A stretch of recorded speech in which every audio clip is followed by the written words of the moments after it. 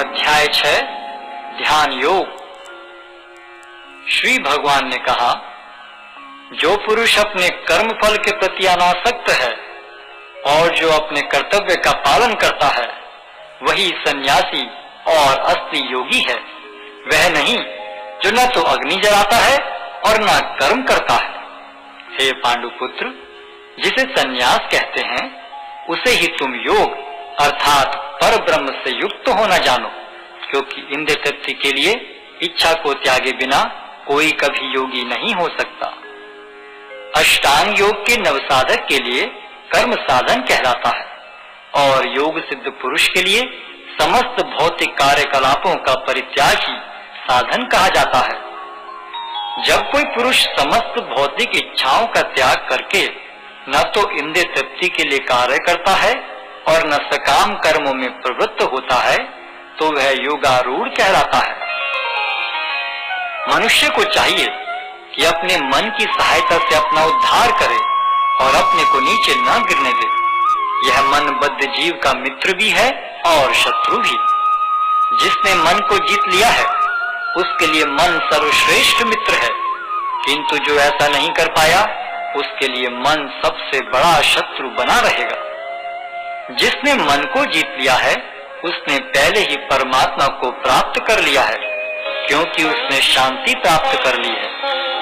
ऐसे पुरुष के लिए सुख दुख, सर्दी गर्मी एवं मान अपमान एक से हैं। वह व्यक्ति आत्म साक्षात्कार को प्राप्त तथा योगी कहलाता है, जो अपने अर्जित ज्ञान तथा अनुभूति से पूर्णतया संतुष्ट रहता है। ऐसा व्यक्ति अध्यात्म को प्राप्त तथा जितेंद्रिय कहलाता है। वह सभी वस्तुओं को, चाहे वे कंकड़ हो, पत्थर हो या कि सोना, एक समान देखता है। जब मनुष्य निष्कपट हितैषियों, प्रिय मित्रों, तटस्थों, मध्यस्थों, ईश्वालुओं, शत्रुओं तथा मित्रों, पुण्यात्माओं एवं पापियों को समान भाव से देखता है तो वह और भी उन्नत माना जाता है। योगी को चाहिए कि वह सदैव अपने शरीर, मन तथा आत्मा को परमेश्वर में लगाए, एकांत स्थान में रहे और बड़ी सावधानी के साथ अपने मन को वश में करे। उसे समस्त आकांक्षाओं तथा संग्रह भाव की इच्छाओं से मुक्त होना चाहिए। योगाभ्यास के लिए योगी एकांत स्थान में जाकर भूमि पर कुशा बिछा दे और फिर उसे मृगछाला से ढके तथा ऊपर से मुलायम वस्त्र बिछा दे। आसन न तो बहुत ऊंचा हो न बहुत नीचा, यह पवित्र स्थान में स्थित हो। योगी को चाहिए कि इस पर दृढ़ता पूर्वक बैठ जाए और मन, इंद्रियों तथा कर्मों को वश में करते हुए तथा मन को एक बिंदु पर स्थित करके हृदय को शुद्ध करने के लिए योगाभ्यास करे। योगाभ्यास करने वाले को चाहिए कि वह अपने शरीर, गर्दन तथा सिर को सीधा रखे और नाक के अगले सिरे पर दृष्टि लगाए। इस प्रकार वह अविचलित तथा दमित मन से, भय रहित, विषयी जीवन से पूर्णतया मुक्त होकर अपने हृदय में मेरा चिंतन करे और मुझे ही अपना चरम लक्ष्य बनाए। इस प्रकार शरीर, मन तथा कर्म में निरंतर संयम का अभ्यास करते हुए संयमित मन वाले योगी को इस भौतिक अस्तित्व की समाप्ति पर भगवत धाम की प्राप्ति होती है। हे अर्जुन, जो अधिक खाता है या बहुत कम खाता है, जो अधिक सोता है अथवा जो पर्याप्त नहीं सोता, उसके योगी बनने की कोई संभावना नहीं है। जो खाने, सोने, आमोद प्रमोद तथा काम करने की आदतों में नियमित रहता है वह योगाभ्यास द्वारा समस्त भौतिक क्लेशों को नष्ट कर सकता है। जब योगी योगाभ्यास द्वारा अपने मानसिक कार्यकलापों को वश में कर लेता है और अध्यात्म में स्थित हो जाता है, अर्थात समस्त भौतिक इच्छाओं से रहित हो जाता है, तब वह योग में सुस्थिर कहा जाता है। जिस प्रकार वायु रहित स्थान में दीपक हिलता डुलता नहीं, उसी तरह जिस योगी का मन वश में होता है वह आत्म तत्व के ध्यान में सदैव स्थिर रहता है। सिद्धि की अवस्था में, जिसे समाधि कहते हैं, मनुष्य का मन योगाभ्यास के द्वारा भौतिक मानसिक क्रियाओं से पूर्णतः संयमित हो जाता है। इस सिद्धि की विशेषता यह है कि मनुष्य शुद्ध मन से अपने को देख सकता है और अपने आप में आनंद उठा सकता है। उस आनंदमय स्थिति में वह दिव्य इंद्रियों द्वारा असीम दिव्य सुख में स्थित रहता है। इस प्रकार स्थापित मनुष्य कभी सत्य से विपत नहीं होता और इस सुख की प्राप्ति हो जाने पर वह इससे बड़ा कोई दूसरा लाभ नहीं मानता। ऐसी स्थिति को पाकर मनुष्य बड़ी से बड़ी कठिनाई में भी विचलित नहीं होता। यह निसंदेह भौतिक संसर्ग से उत्पन्न होने वाले समस्त दुखों से वास्तविक मुक्ति है। मनुष्य को चाहिए कि संकल्प तथा श्रद्धा के साथ योगाभ्यास में लगे और पथ से विचलित न हो। उसे चाहिए कि मनोधर्म से उत्पन्न समस्त इच्छाओं को निरपवाद रूप से त्याग दे और इस प्रकार मन के द्वारा सभी ओर से इंद्रियों को वश में करे। धीरे धीरे क्रमशः पूर्ण विश्वास पूर्वक बुद्धि के द्वारा समाधि में स्थित होना चाहिए और इस प्रकार मन को आत्मा में ही स्थित करना चाहिए और अन्य कुछ भी नहीं सोचना चाहिए। मन अपनी चंचलता तथा अस्थिरता के कारण जहाँ कहीं भी विचरण करता हो, मनुष्य को चाहिए कि उसे वहां से खींचे और अपने वश में लाए। जिस योगी का मन मुझ में स्थिर रहता है वह निश्चय ही दिव्य सुख की सर्वोच्च सिद्धि प्राप्त करता है। वह रजोगुण से परे हो जाता है। वह परमात्मा के साथ अपनी गुणात्मक एकता को समझता है और इस प्रकार अपने समस्त विगत कर्मों के फल से निवृत्त हो जाता है। इस प्रकार योगाभ्यास में निरंतर लगा रहकर आत्म संयमी योगी समस्त भौतिक कर्म से मुक्त हो जाता है और भगवान की दिव्य प्रेम भक्ति में परम सुख प्राप्त करता है। वास्तविक योगी समस्त जीवों में मुझको और मुझ में समस्त जीवों को देखता है। निसंदेह स्वरूप सिद्ध व्यक्ति मुझ परमेश्वर को सर्वत्र देखता है। जो मुझे सर्वत्र देखता है और सब कुछ मुझ में देखता है, उसके लिए न तो मैं कभी अदृश्य होता हूँ और न वह मेरे लिए दृश्य होता है।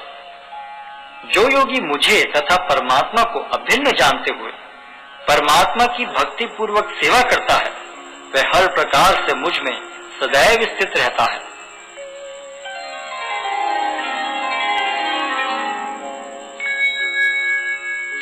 हे अर्जुन, वह पूर्ण योगी है जो अपनी तुलना से समस्त प्राणियों की उनके सुखों तथा दुखों में वास्तविक समानता का दर्शन करता है।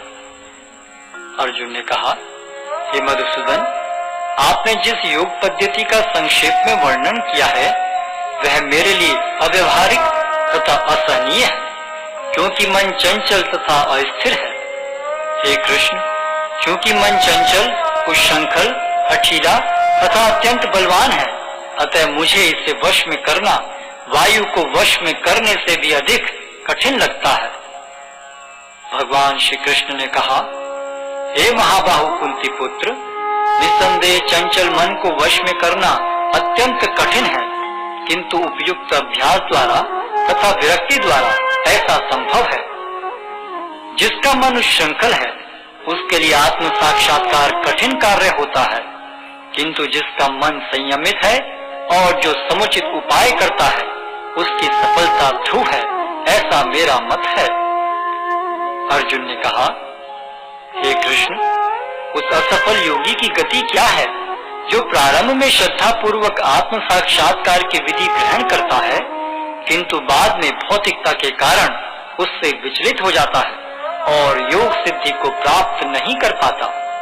हे महाबाहु कृष्ण, क्या ब्रह्म प्राप्ति के मार्ग से भ्रष्ट ऐसा व्यक्ति आध्यात्मिक तथा भौतिक दोनों ही सफलताओं से च्युत नहीं होता और छिन्न भिन्न बादल की भांति विनष्ट नहीं हो जाता, जिसके फलस्वरूप उसके लिए किसी लोक में कोई स्थान नहीं रहता? हे कृष्ण, यही मेरा संदेह है और मैं आपसे इसे पूर्णतया दूर करने की प्रार्थना कर रहा हूँ। आपके अतिरिक्त अन्य कोई ऐसा नहीं है जो इस संदेह को नष्ट कर सके। भगवान ने कहा, हे प्रथापुत्र, कल्याण कार्यों में निरत योगी का न तो इस लोक में और न परलोक में ही विनाश होता है। हे मित्र, भलाई करने वाला कभी बुराई से पराजित नहीं होता। असफल योगी पवित्र आत्माओं के लोकों में अनेकानेक वर्षों तक भोग करने के बाद या तो सदाचारी पुरुषों के परिवार में या कि धनवानों के कुल में जन्म लेता है। अथवा वह ऐसे योगियों के कुल में जन्म लेता है जो अति बुद्धिमान है। निश्चय ही इस संसार में ऐसा जन्म दुर्लभ है। हे कुरुनंदन, ऐसा जन्म पाकर वह अपने पूर्व जन्म की दैविक चेतना को पुनः प्राप्त करता है और पूर्ण सफलता प्राप्त करने के उद्देश्य से वह आगे उन्नति करने का प्रयास करता है। अपने पूर्व जन्म की दैवी चेतना से वह न चाहते हुए भी स्वतः योग के नियमों की ओर आकर्षित होता है। ऐसा जिज्ञासु योगी शास्त्रों के अनुष्ठानों से परे स्थित होता है और जब योगी समस्त कर्म से शुद्ध होकर सच्ची निष्ठा से आगे प्रगति करने का प्रयास करता है तो अंततो गत्वा अनेकानेक जन्मों के अभ्यास के पश्चात सिद्धि लाभ करके वह परम गंतव्य को प्राप्त करता है। योगी पुरुष तपस्वी से, ज्ञानी से तथा सकाम कर्मी से बढ़कर होता है। अतः हे अर्जुन, तुम सभी प्रकार से योगी बनो और समस्त योगियों में से जो योगी अत्यंत श्रद्धा पूर्वक मेरे परायण है, अपने अंतःकरण में मेरे विषय में सोचता है और मेरी दिव्य प्रेम भक्ति करता है, वह योग में मुझसे परम अंतरंग रूप से युक्त रहता है और सबों में सर्वोच्च है। यही मेरा मत है।